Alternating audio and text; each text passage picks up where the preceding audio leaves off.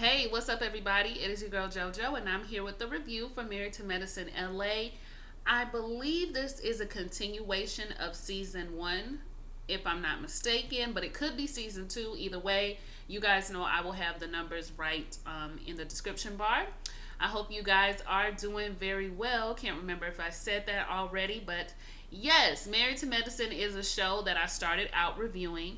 You guys know I like to review shows that are in their first season, or I will review shows that have been on for a long time, but the cast members change every season. So it's like a fresh season every time, kind of like Married at First Sight. I don't really like to come in on shows in the middle because I feel like they're already very popular and there's already a lot of people reviewing it. Now, I'm pretty sure this show will get to that point too, where there are several people reviewing it, but at least I started with it and a few of you guys were watching. So for the few of you who enjoyed those reviews, I figured I would keep it going. If you are looking for the Love Goals review, it will be up. Yesterday, my phone broke. It just kept power cycling on, and I had actually put my notes inside of a folder on my phone, so I did not have those notes, and so I was frustrated because I was trying to figure out a way to get it off. I was trying to figure out a way to get my phone working. Verizon was closed due to stuff going on with the pandemic. They changed their hours, and so long story short, I had an attitude. I threw that phone on the floor and I took it on the bed. I was really mad because I had to cancel all my shipped orders, my DoorDash shift. I couldn't make any money, so I was on one. So I went on to sleep. But yeah, I got a better attitude today, so we are going to press forward. All right, we are going to press right on forwards to Married to Medicine LA. So we started out with Jasmine and Shanique. You guys remember the dynamic duo, okay? Shanique was about to island guile us to death last season. I don't really know if she's going to continue that, but she did it a lot last season. No offense to any of my Jamaican folks out there. She was just beating us down the throat with it a little bit. So yeah, she is there, and Shanique is the same, super mom, trying to do it all, doesn't really want to rely on any outside help. She wants to handle her children and her family by herself, no matter how stressful it gets. Jasmine is a little bit different this season, all right? Y'all remember last season, Jasmine had a lot of problems with some of the ladies believing that she wasn't intelligent and that she was just a pretty face. There was also a suggestion that her husband may be involved in some illegalities due to their home and the things that they had acquired, and the fact that nobody knew what kind of doctor he was, nobody knew what he did, and people were side-eyeing the fact that maybe her husband wasn't really who he said he was. And Jasmine really didn't appreciate that, and rightfully so. And so Jasmine is on a mission this season to prove to us that she is both beauty and brains. She has this rental villa that she's going to invite the girls out to. She started her own business. It's a concierge business where they basically, it's kind of like, it's a cornucopia. Now, I know concierge is usually where they escort you somewhere, but it seems like she got a couple of different things going on inside of that business where she creates unique city life or travel experiences, which I think is a good idea. A lot of people want to go out of town, or a lot of people have these extravagant bachelorette parties or birthday parties, retirements, all kind of stuff goes on, and you want to have something really nice, sometimes even in the city that you live in, but you want somebody to handle the details, you want somebody to do the planning, you want to ride around, you want to see different things, especially if you're new to a city or if you're visiting. So I think it is a great idea, especially when you have the rental villa attached to all of that. So I thought it was cool. Great way to make money. The rental villa is beautiful. So yeah, Jasmine has bossed up this season, and she gonna show these girls, specifically Imani, okay, the way that she rolls. So we'll be looking forward to that. Now, there is no Noelle.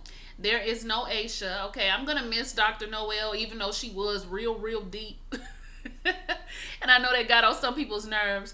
I'm gonna miss Dr. Noelle, and I'm actually gonna miss Aisha because I wanted to see where her pregnancy journey was going to end up, and if she was going to have the babies, and I haven't checked in on it. So if anybody knows if Dr. Aisha was ever able to do that, please let me know.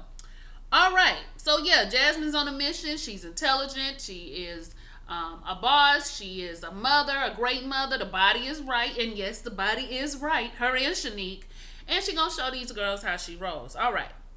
Imani's doing well. Okay, Imani still got her shaved head, model-esque body, very beautiful woman. Y'all know last season I was a little disappointed because I thought Imani was gonna be like, I don't know, I thought she was gonna be like super free spirited because of her look, but she actually was kind of like not a prude, but she just wasn't.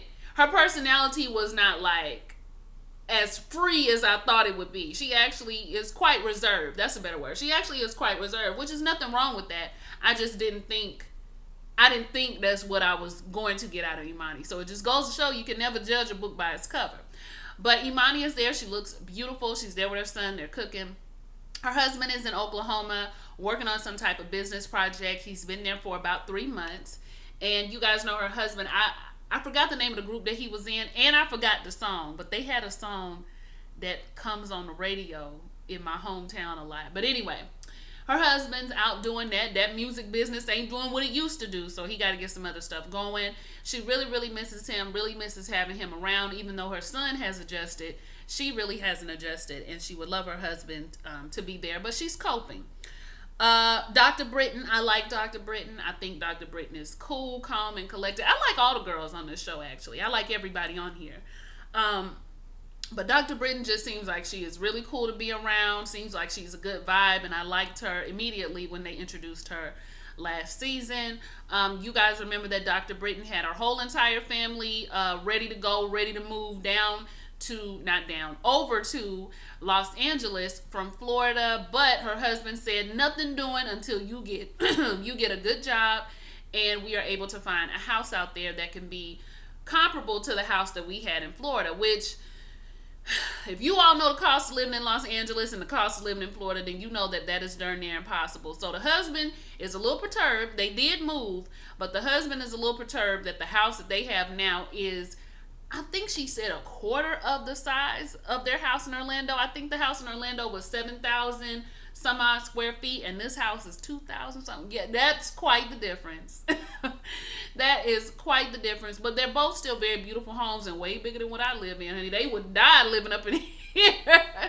They would suffocate in my square footage. But I guess you're used to what you're used to. Husband's not really feeling it. On top of that, she says her and her husband are not sleeping in the same bed, which is never good. They seem to get along, at least in front of the children and when they go do activities together. So I guess we'll find out more about what the problem is, but I'm sure 25% of it got to do with the fact that they done had to move all the way to California for her career into this little bitty house. But he does real estate, and I'm pretty sure the real estate market out there is booming as well, and it has its perks for him. So hopefully they can come together on that. But Dr. Britton seems to be quite happy. She seems to be quite happy. So we see her in the kitchen and talking to her family and her husband. And side note, I don't know why she not in the bed with him, but child, you couldn't keep me out the bed with her fine. With her fine husband. But you know what? When there's problems, it don't matter what you look like, it's problems. I know married women, y'all ain't got to tell me. I'm sorry, I'm acting thirsty. Okay. So she gets a phone call from Dr. Contessa because they're going to be hanging out in Venice Beach that day. And we're going to talk about who the they are in just a minute. And Dr. Britton is just like, I can't hang out in Venice Beach. I am going to work. Who planned this? Well, Shaniqua and Jasmine planned it. Of course they planned it because they're not doctors. They're doctors' wives. So they got time to be out in the middle of the day. I said that was shade.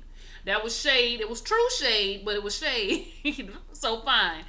So she gets off the phone with Dr. Contessa, and Dr. Contessa is there with some of the ATL Married to Medicine crew. That would be Quad, that would be Toya, and that would be Dr. Heavenly. Now listen, y'all. I like Married to Medicine Atlanta as well. I do not watch it as much as I used to. I actually don't think I even caught any of this last season. But I'm going to tell y'all right now, I don't really like the mashup of Atlanta and Los Angeles. It's two different type of girls. They roll two different type of ways. They get it going two different type of ways. ATL works for ATL. Los Angeles works for Los Angeles. I do not like the groups together.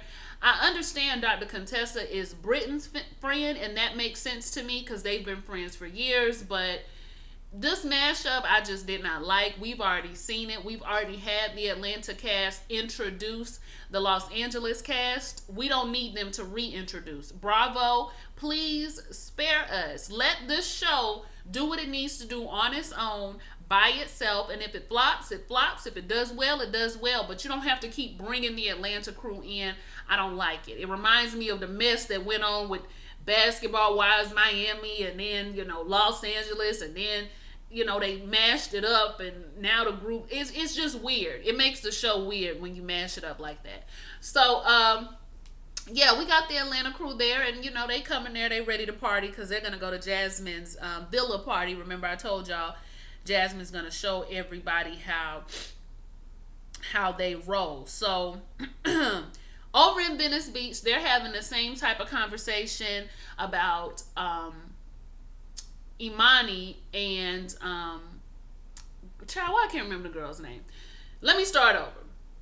All right, so when the Atlanta girls get there, Dr. Heavenly meets with Imani during the day while the other girls go to Venice Beach. Okay, so Dr. Heavenly is speaking to Imani about being open to the possibility of reconciling with Jasmine. Now, Dr. Heavenly tells us when she met Jasmine, she thought Jasmine was too pretty to be smart. I said, Dr. Heavenly, I want you to listen to what you're saying. So are you saying only ugly people are smart?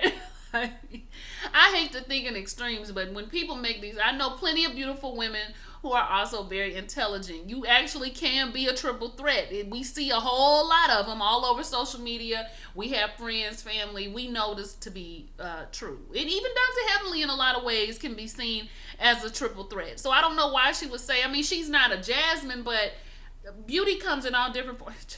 Okay, let me not get on my soapbox with it.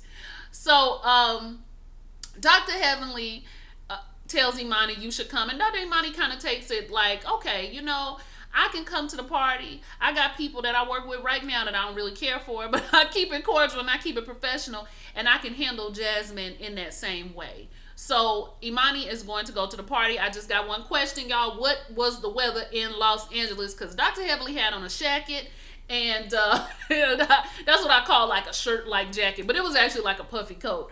She had on a puffy jacket, and then Imani had on shorts. So what is it? What's going on here is what I want to know. But they went out, they exercised and all of that, and so she's going to come to the party. Now, over in Venice Beach, Jasmine's having the same conversation with the rest of the ladies, which will be Toya, Quad, Contessa, and Shanique. And she's just saying, well, Imani said a lot about my husband. She said a lot about me. She said a lot about my life. The internet is forever. It's all over the internet. I don't appreciate that. I don't appreciate my husband being put in that position, or my family. She has a point there. Now, while I do kind of go along the lines of you shouldn't be too worried about what these outside people have to say about you, I understand Jasmine wanting to protect her reputation because she's a young girl and she still has a lot of stuff that she wants to do. So that made sense to me. And even though she shouldn't be all that concerned about it, she is, okay? She can't help it. She's concerned, and she doesn't want people to think of her that way. So I get it. I understand that. So Quad wants Jasmine to be open to the possibility of hearing Imani out because she's another African American sister and we have to uphold each other. Again, I don't want the ATL cast there. I don't have a problem with that line of thinking. And the word that Quad was looking for was uplift, but we're going to let it slide. We do have to uplift each other. I totally get what Quad is saying, but we also have to be accountable for the things that come out of our mouths, and we're going to talk about that more in a minute. So I understood where Jasmine was coming from. Like, yes, I'm going to be open to the possibility, but again, I'm not going to let anybody say anything to me or about me that is uncomfortable or that is not okay. I'm just not going to let that continue to slide. And I get that. I get that. You can't let people be habitual line steppers. Now, my question is, I thought that on the last episode, the last couple of episodes of the show last season, that her and Imani had a moment where Imani did apologize. Now, did she not accept the apology, or what happened there? Because I do believe that Imani did apologize for it, but maybe Jasmine didn't feel like it was genuine. So we're back here, but I do remember them having a conversation. So Either way, Jasmine is still feeling some type of way about it. We gonna talk about more of their conversation at the end of the episode. So, alrighty. Now let's get to this party. So we go to the party, and there's a lot of people there. I believe that we're going to get 2 new cast members out of this, and that's going to be Kendra, who's an OBGYN, and that's going to be Courtney, who is also an OBGYN. All right? Now, as soon as I saw Kendra, y'all, I don't fat shame. I don't do that. But as soon as I saw Kendra, I was like, no. Now, this just won't do. She had on, the outfit itself wasn't bad. But Kendra just had a baby 3 months ago, and I understand, you getting right, you getting tight, you want to feel good about yourself, but there's a certain thing called accentuating the positives of your body, and whatever disassociating, is that what it is? Well, anyway, not showing the negatives, and the negatives would be the stomach that's not all the way, it's not quite there. It's not quite there, y'all, and I got a problem stomach. You can't really tell on the videos because I make sure not to accentuate my stomach. I accentuate other things that I feel like are not today that I feel like are nice about my body. So what I wish Kendra would have done was, gave us some of the pregnancy breasts, post-pregnancy breasts. They are very full, probably very jubilous and milk filled. She could have gave us a low cut, same outfit, different top. She could have gave us a low cut instead, covered us up. It was gauchos. I don't know if gauchos are back. I never liked gauchos all that much. I think I had one pair. So I've never been a gaucho fan, but they looked a little gaucho-ish. Okay, they had and then she had on like a short heel. So I wanted it to be different for her. I wanted it to be different, and that's the best I can say it. But okay, fine, we there. All right, she's a beautiful woman. So she comes in, Courtney comes in. I don't remember a lot about Courtney, but I'm sure we'll find out more. So Heavenly threw some shade in the confessionals about her having a crop top on, which I knew Heavenly was going to do because Heavenly is good for that. And so they all sit down, and Courtney is telling them about her OBGYN practice and how she got a couple of things that can make the vagina real pretty. Okay, she can reconstruct it and do all these things. So I would have had no problem with that conversation. So instead of Dr. Heavenly or I think Toya is actually a person who I think would have been like more curious about it and asking questions. I'm not sure why, but Dr. Heavenly feels the need to say, well, I don't need nothing like that done because my vagina don't need that. Do you want to see it? And I was just like, see, this is my problem with Dr. Heavenly, y'all. And if you are a huge Dr. Heavenly lover or a huge Married to Medicine Atlanta lover, which I like those ladies, I like those girls, I like what they bring, but you gonna want to log off now because I'm probably about to go in. See, this is my issue. Dr. Heavenly reminds me of one of those women who is used to having shots taken at her, maybe grew up that way, maybe grew up in a neighborhood that way. And I think she's mentioned that on that episode of Married to Medicine where she went back to Miami and was showing them where she grew up and how she was brought up, and she was still working on a lot of her attitude due to the way she was brought up. I think I remember that, and I was rocking with Dr. Heavenly then because I was getting to know her past. But at some point as grown women, we just got to be accountable for the changes that we have not made. And Dr. Heavenly, for her to suggest, like she said it like Dr. Courtney was trying to tell her that she needed it. Dr. Courtney wasn't taking a shot. She was just telling you the type of things that she does. So she reminds me of one of those women who are always ready to snap because they're used to being snapped on, even though the rest of the group is not thinking like that. I used to be like this. I used to just assume that somebody was getting ready to come for me because that's how I thought. That's the way I moved. It really spoke to how I was inside, not to the rest of these people. These people wouldn't think about me. But anyway, she got in there, honey, with her salt and pepper hairdo, and say, well, what can you do for the penis? Because they ugly. They the ones that don't look good. What you do for those? And I was just like, now who don't like what? Who? Child, what penis has she seen? I appreciate a good old meat, Too much information. I don't think they look that bad. But anyway, So Dr. Courtney says, there's conversations happening about that, and we actually are working on something like that. So Toya is like me. She want to know more. She was like, okay, so what kind of, like, are y'all making it bigger? Is that something that can be done? Because I've heard there's ways to make it larger. Before Dr. Courtney can really get into it like that, Dr. Heavenly looks over at Kendra and was just like, well, you should probably know something about that. You being half Asian or whatever, you probably know a lot about that. And then she stopped herself because I think she knew that wasn't okay, right? And Dr. Kendra was like, well, no, okay, let me stop you right there. Not every stereotype is true. Now, mind you, y'all, Kendra's husband is Asian. Okay, they just had a cute little baby and all of that, all right? So now when you look at Kendra right off, you would think she's just a black woman.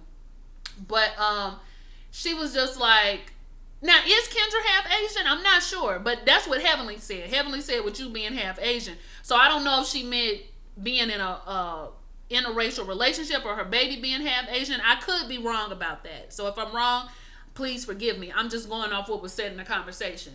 And she was just like, not every stereotype is true. It's not really okay to say that. Dr. Heavenly, instead of pulling it back and being like, you right, girl, I was tripping, because she knew it wasn't right. She went ahead and went for it. I guess the producers was over there like, keep it going, Heavenly, keep it going. So she was just like, okay, girl, I'm just saying, I don't really know. I thought maybe you knew something about that, given the fact. I ain't trying to be offensive or whatever. You sound like you insecure. You sound like you insecure about your man.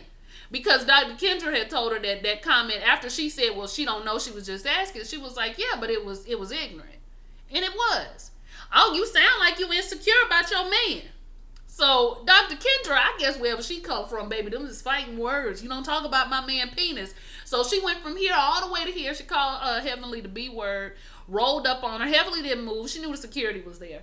And so they dragged Kendra off. Wasn't a good look for Dr. Kendra. I was upset that Dr. Kendra allowed herself to be gaslit, but we do know that everybody don't handle words the same way, and those words will get you effed up. Okay, that if some people don't care what they got to lose, they will go for it. Now, granted, I don't want Dr. Kendra to be in that position, which is why I say I wish, even she said it caught her off guard. I wish she wouldn't have been so caught off guard by it, but who expects a grown woman to go in like that in regards to another culture as well as your husband? And it was ignorant.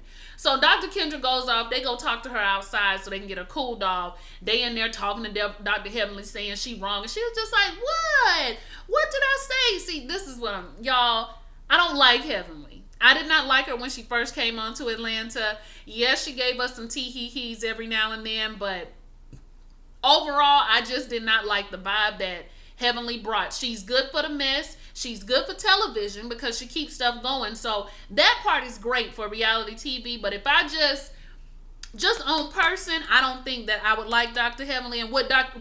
Kendra should have done, what she should have done is been a little bit more skilled in the art of shade. And I would have turned around and asked Heavenly, well, let me ask you a question. Your husband is overweight. Do you have problems finding the penis? Like, is it covered by the stomach? Are you able to get to it? Because I don't know. That's not anything that I experienced. And then, of course, Dr. Heavenly would have turned around and probably called her fat, to which I would have responded, well, you're right. I just had a baby 3 months ago. Now, you did end up losing a lot of weight years after you had your child. So maybe you can give me some tips, because I believe your daughter was a lot older when you finally lost weight. Because we all remember when Dr. Heavenly was built like a refrigerator. So I'm not really sure where we get off, doing that. Maybe because she had the crop top on, which we already talked about that. But if Dr. Kendra was a little bit more ready, she could have handled that a lot better, because I would have went there with Dr. Heavenly. You talk about my husbands, and now husbands are now on limit. I can now talk about your husband as well. Hate to throw daddy in there because I like daddy, but you went there, so I'm going to go there as well, okay? And then people on social media, you guys, y'all, some folks killed me because they were like, well, why would she get mad about somebody calling her husband's penis small? Are you kidding me? Are you kidding me? As mad as we get, y'all, as black people, when somebody, like, imagine if somebody sat down and asked you, well, I mean, I'm sure your husband like watermelon and chicken, like, because the Sambo characters loved it, watermelon and chicken. Imagine if somebody did that to you and got stereotypical with you. You wouldn't be feeling it. You wouldn't. And Heavenly knows she don't stand for nobody talking about daddy, because that's the best man I ever met.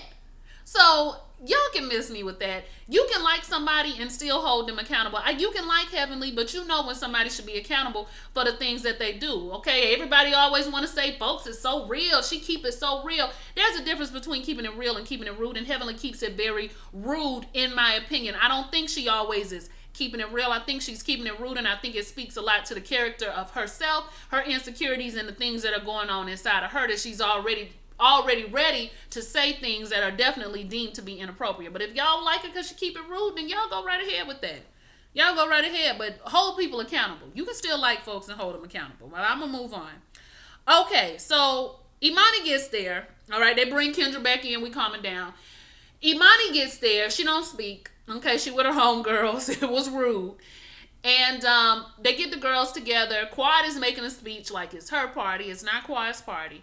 And Dr. Britton, in the middle of the speech, say, girl, you going to have to wash all your towels and get that makeup off your towels, to Jasmine, like joking with her about her rental villa. And so Quad don't appreciate that. You don't cut me off when I'm talking, okay, honey? Don't be rude. Don't be rude, Britton. And Britton is just like, child, please. So she tell Britton to be quiet, right? So then, okay, that was one. That was one, right? Britton gave her one. So then they have Imani come over because they want to have a conversation. Now, Quad, the way she did with Imani was like, I'm really surprised. I'm glad that everybody came here to support Jasmine, and I was really surprised to see Imani here, but I'm glad you came. And Imani was just like, what? Oh, you don't have to look around. I'm talking to you. I said, that was two.